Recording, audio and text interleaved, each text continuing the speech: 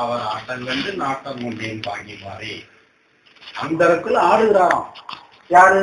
அந்த கண் மணிக்கு மத்தியில் உள்ள அந்த சிறு ஜோதி. இதுதான் சிற்றம்பலம், திருச்சிற்றம்பலம் அப்படின்னு சொன்னாங்க. திரு ஆகிய இறைவன் சின்ன சிற்றம்பலம், சின்ன அம்பலம், சின்ன கோயில்ல குடிகொண்டிருக்கிறார். அந்த சின்ன கோயில் எதுனா நம்முடைய கண் மணி தான். அதுல இருக்கக்கூடிய அந்த ஜோதி தான் இறைவன் அம்சம். பரமாத்மாவுடைய ஒரு சிறு அணுப்பிரமாணமான சின்ன ஒளி தான் இந்த ஜீவாத்மா. நம்முடைய உயிருடைய அம்சம் துலங்கக்கூடிய இடம் நம்முடைய கண்மணி. உள்ள இருக்கு உயிர். உயிர் எங்க இருக்கு?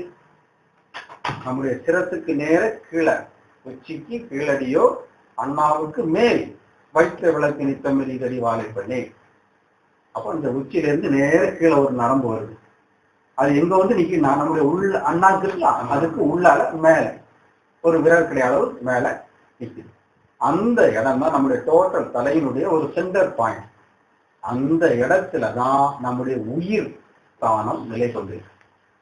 அந்த உயிர் ஸ்தானத்தை நம்ம நெருங்கிறதுக்கு போய் சேரதுக்கு உண்டான ஒரு வாசல் தான் நம்முடைய இரண்டு கண்களும்.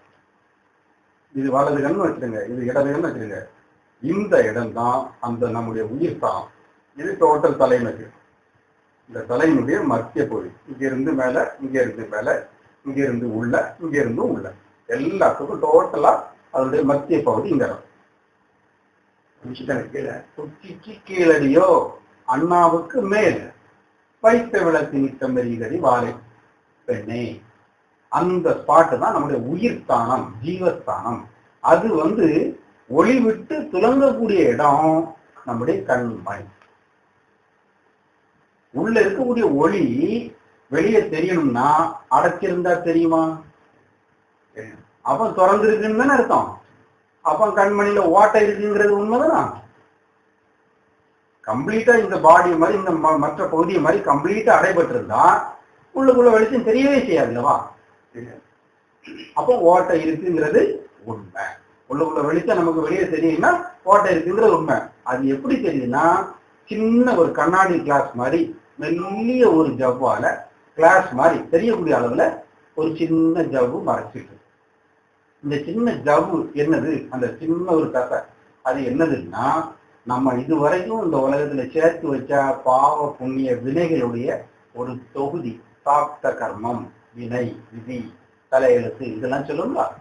இதெல்லாம் நம்ம பிறக்கும் போது நம்ம கூட வந்த சமாச்சாரம்.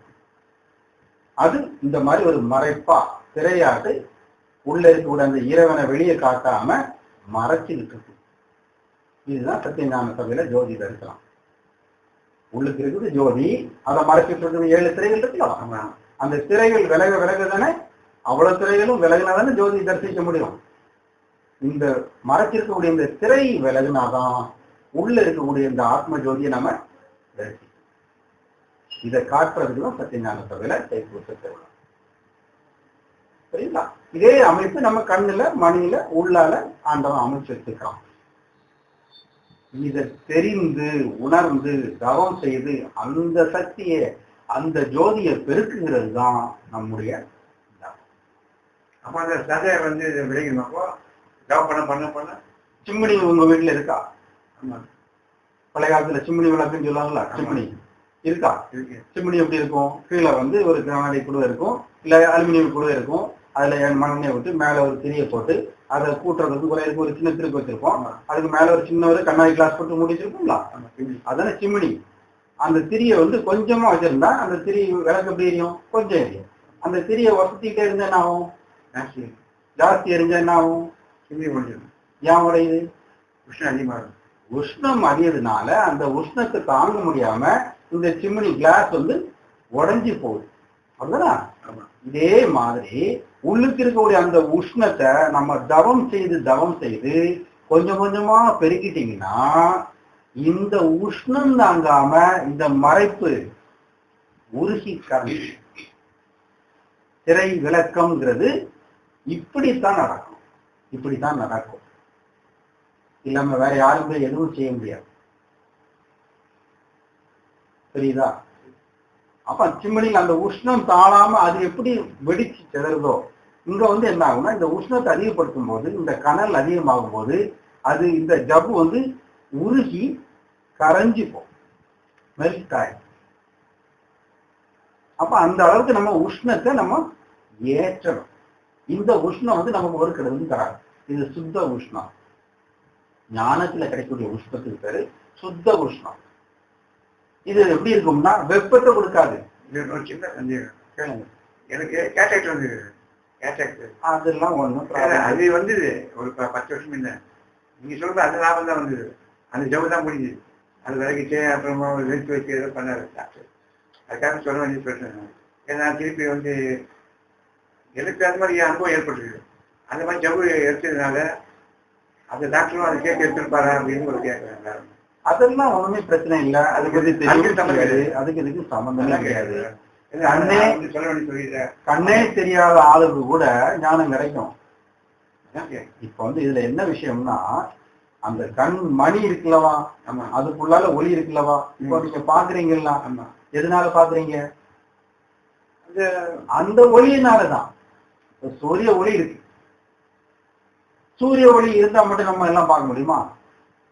நம்ம கண்ணிலையும் ஒளி இருந்ததுனாலதான் அதை நம்ம பார்க்க முடியுது. அப்படிதானே? சூரிய ஒளி எப்பவும் இருக்கு, எல்லாரும் இருக்கு. கூட ஏன் பார்க்க முடியல? அவன் கண்ணுல ஒளி இல்ல. அந்த பார்க்கக்கூடிய ஆற்றல் அவன் கண்ணுல இல்லாதனால சூரிய ஒளி இருந்தா என்ன இல்லாட்ட என்ன அவனால பார்க்க முடியாது. புரியுதா? அப்ப நம்ம கண்ணுல ஒளி இருக்கிறதுனால நமக்கு பார்க்கக்கூடிய ஆற்றல் இருக்குது. அப்ப நம்ம கண்ணுல ஒளி இருக்குது இல்லவா? இதுதான் அந்த உயிரினுடைய ஆற்றல் வெளிப்படக்கூடிய இடம், கண் மணி. அப்ப அந்த உயிர் ஆற்றல் இருக்குது, அவ்வளவுதான் நமக்கு வேணும், வேற ஒண்ணு இல்லை. அந்த உயிர் ஆற்றல் இல்லாத போது என்னாகும்? மரணம். மரணம்னா என்னது? இந்த உடலை விட்டு உயிர் பிரிகிறது, அதுக்கு பேர் தானே மரணம்.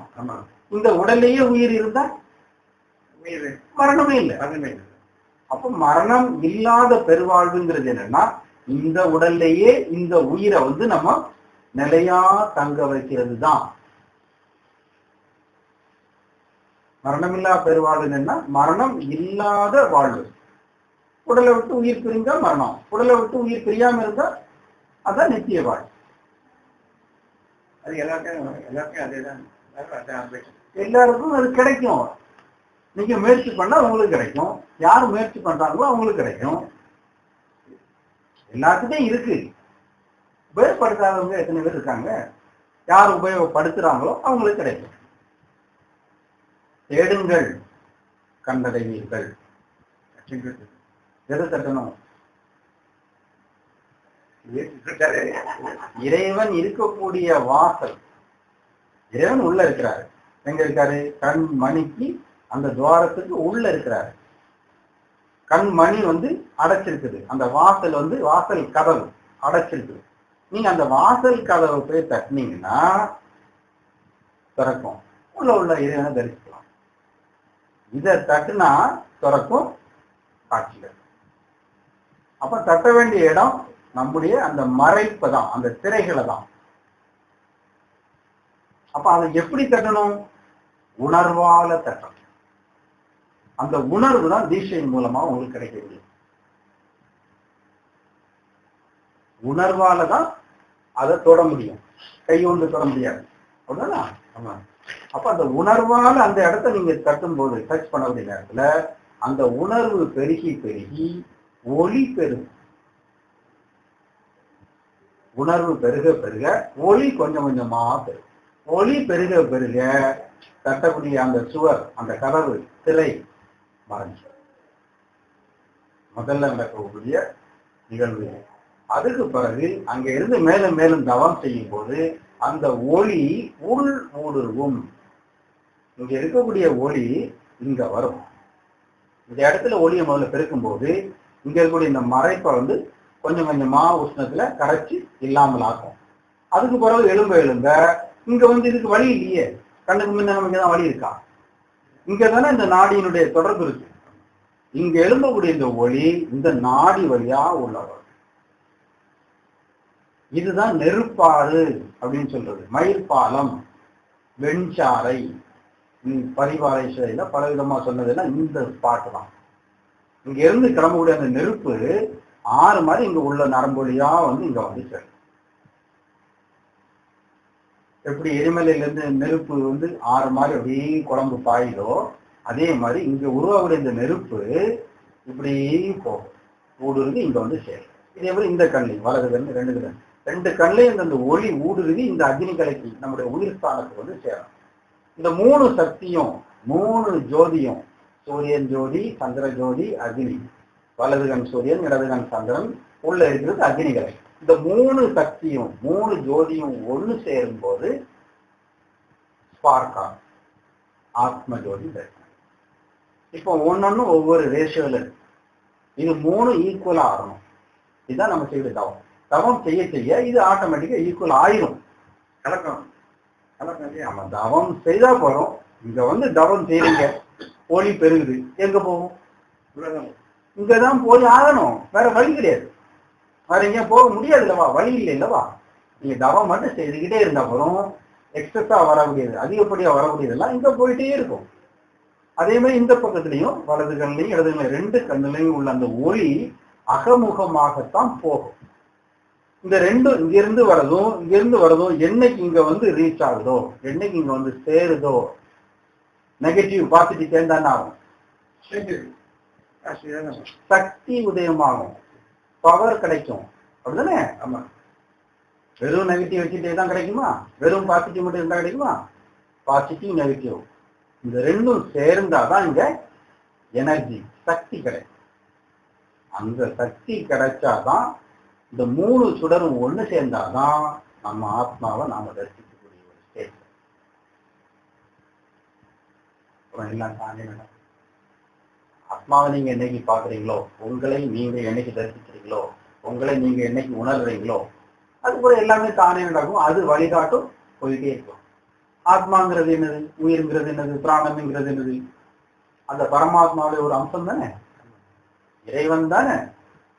இறைவனுடைய ஒரு அணுப்பிரமாணமான ஒரு சக்தி தானே ஆத்மாவாக, உயிராக, பிராணனாக நம்மகிட்ட இருக்குது. அதுதானே எல்லாம் செயல்படுது. அந்த சக்திக்கு முழு வடிவம் கொடுத்து நம்ம செயல்பட வைக்கிறோம். இப்போ உறங்கிட்டு இருக்கு அந்த சக்தி, வினைகளால மறைக்கப்பட்டிருக்கு. அந்த வினைகளை நீக்கி அந்த சக்திக்கு ஒரு முழு வடிவம் கொடுத்து அதுக்கு ஒரு பூஸ்ட் மாதிரி நம்ம தவம் செய்து ஞான கணலை பெருக்கிறோம். அந்த ஞான கணல் பெருக பெருக பெருக அது சுடர் விட்டு பிரகாசிக்கும். அதான் ஜோதி தரிசனம். ஜோதி தரிசனத்துல அங்க என்ன வச்சிருக்கிறாங்க? உங்களுக்கு பாத்தீங்கன்னா கடைசியில ஜோதி தரிசனம் முடிஞ்ச பிறகு பாத்தீங்கன்னா அது வரைக்கும் பெருசா கவனமான எரிஞ்சிட்டு இருக்கும். அது க்ளோஸ் பண்ணக்கூடிய டைம்ல பாத்தீங்கன்னா திரும்பி சின்னதா எப்படி அதே போன ஜோதி அது சின்னதாதான் இருக்கு. அதுக்கு முன்னால ஒரு மிரர் வைக்கிறாங்க. அது வந்து நமக்கு பெருசா ஜெகதோதிய காண்பிக்குது. அந்த கண்ணாடியை எடுத்துட்டீங்கன்னா அதனுடைய ஆக்சுவல் பொசிஷன் பார்க்கணும். இப்ப அது எதுக்காக வச்சோம்னா அதுவும் தத்துவம் தான். கண்ணாடி இருக்கிறதுனாலதான் நமக்கு இதெல்லாம் பார்க்க முடியுது. இந்த கண்ணாடி இல்லைன்னா கண் ஆடி கண்ணுல ஆடிட்டு இருக்குது. அந்த ஜோதியை நம்ம தரிசிக்கணும்னா இந்த கண்ணாடி மூலமா தான் பார்க்கணும்.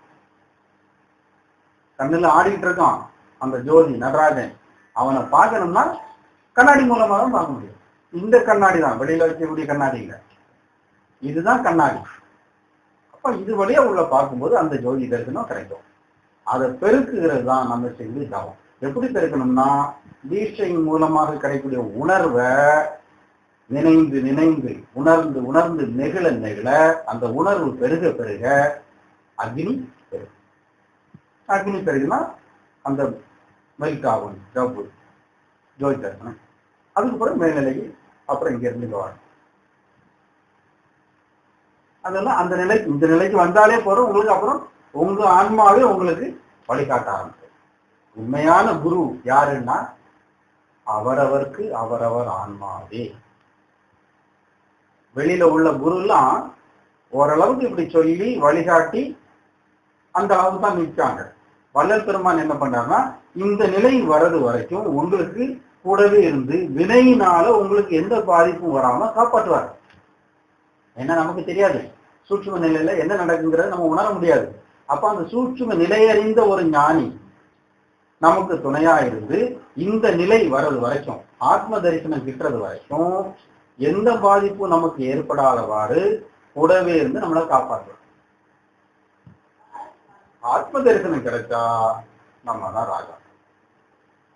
யாரு? நமக்கு குரு கிடைச்சாச்சுன்னு அர்த்தம். நம் ஆத்மாதான் யாரு? இறையம்சம். அந்த ஆத்மாவே நமக்கு குருவாகும். அந்த ஆத்மா நமக்கு ஒவ்வொரு வழியாட்டு இன்ஸ்ட்ரக்ஷன் கொடுத்துட்டே இருக்கும். இப்படி போ, இப்படி செய், இதை பேச, இதை கொடு, இதை வளடா, இப்படி போகாத, இப்படி செய். அது வழிகாட்ட நம்முடைய வாழ்க்கை போயிட்டே இருக்கும். மனசாட்சி படி நட அப்படின்னு சாதாரண சொல்லுவாங்களா? மனசாட்சின்னு என்னது? மனதுக்கு சாட்சி எது? ஆத்மா தானே. மனம்ங்கிறது என்ன? மனம்ங்கிறது நீங்க செய்தீங்கல்ல வினைகள், இந்த வினைகள் எல்லாம் செயல்படுத்தக்கூடிய ஒரு வேலைக்காரன், ஒரு கருவி. இந்த வினைகள்லாம் எங்க இருக்கு? உங்க கண்ணுல மணியினுடைய மத்தியில திரைகளாட்டு மறைச்சு, அந்த கண் பார்க்கறதுனால தானே உங்களுக்கு மனம் செயல்படுது. கண் பார்த்து தானே இது நல்லது, இது கெட்டது, இது வேணும், இது வேண்டாம், அதை செய்யணும், இதை செய்யணுங்கிற அந்த எண்ணம் வருது, மனம் செயல்படுது. அப்போ நம்ம மனம் செயல்படுறதுக்கு மூல காரணமாக இருக்கிறது நம்முடைய பார்க்கக்கூடிய ஆற்றல், பார்க்கிற இடம். அந்த இடத்துல இருந்து செயல்படுறதுனால, அந்த இடத்துல இருந்து செயல்படுறதுனால பார்த்த உடனே நம்முடைய மனம் வேலை செய்ய ஆரம்பிச்சது. அப்போ மனம் எங்க இருக்குது? வினையினுடைய தொகுதியிலிருந்து வெளிப்படுறது தான், செயல்பட வைக்கிறது தான் மனம். இதுலவா சுருக்கமா சொன்னா வினையினுடைய வேலைக்காரன் மனம். வினை இருக்கிற வரைக்கும் அவன் ஆட்டம் போடுவான், அவனை அடக்கவே முடியாது. என்ன பண்ணலாம்? அவனை அவனை ஒழிக்க முடியாது.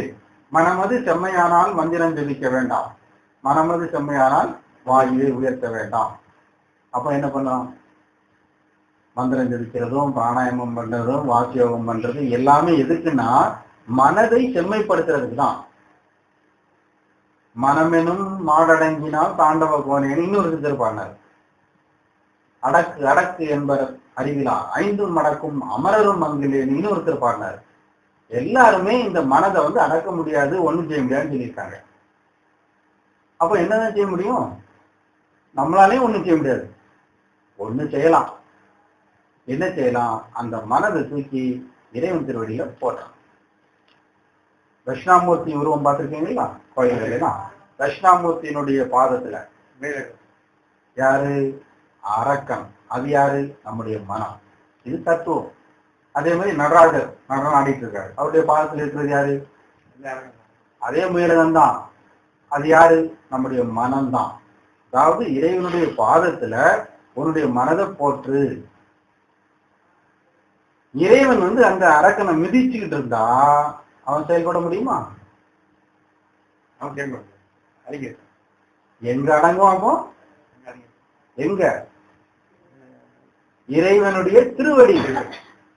இறைவனுடைய திருவடியில மட்டும்தான் அசுரனாகிய நம்முடைய மனம், அரக்கனாகிய நம்முடைய மனம் அடங்கும். வேற எங்கேயும் அடங்கும். அப்போ மலர்வாசனத்துக்கு பாருங்க என்ன சொன்னாரு?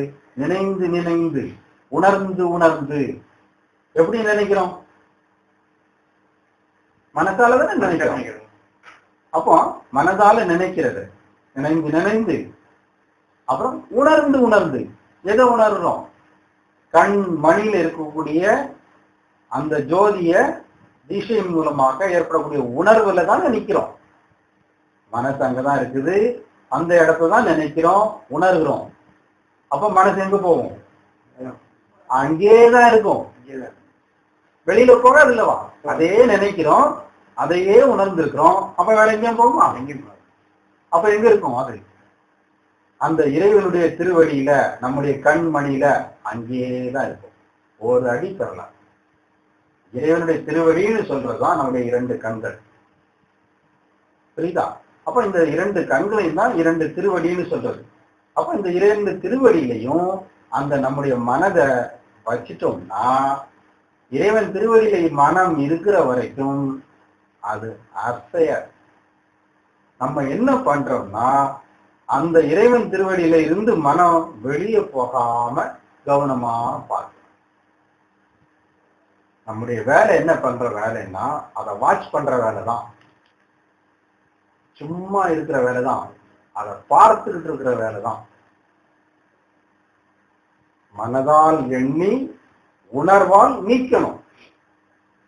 அப்ப அந்த மனம் அங்கேயே இருக்கும். நம்ம மனம் வெளியில எங்கேயும் போயிட்டுன்னா அது ஓடிடும். எண்ணங்கள் அங்க எங்க பார்த்தோம் சலனம் ஆயிட்டு வந்துட்டுன்னா அது வெளியே ஓடிடும். அது வெளியே அங்கங்க போகாம உணர்வுல நின்னீங்கன்னா அப்படி நிற்கும். இந்த உணர்வை கொடுக்கிறது தான் தீட்சை. புரியுதா?